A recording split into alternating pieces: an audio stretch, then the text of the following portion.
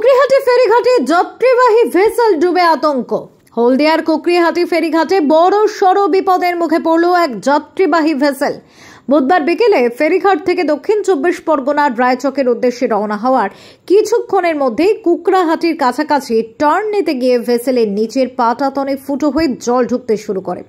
মুহূর্তের মধ্যে ভেসেলটি ডুবে যেতে থাকায় যাত্রীদের মধ্যে আতঙ্ক ছড়ায়।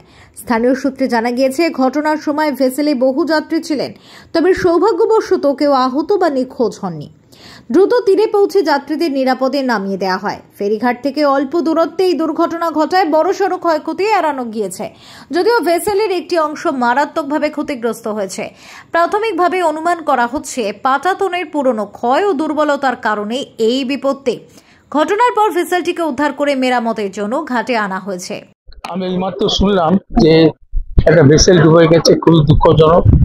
আমি সমস্ত পরিস্থিতির দিকে নজরও রাখছি এবং বলছি যাতে প্রয়োজনীয় সাহায্যও করা যায়। মানে কোনো কারণ জানা গেছে না, এখন জানতে পারিনি। আমি তো এখানে ছিলাম, এইমাত্র ছবি দেখলাম একটা ভেসেল ডুবে গেছে। কোথায়? কুকরাহাটি।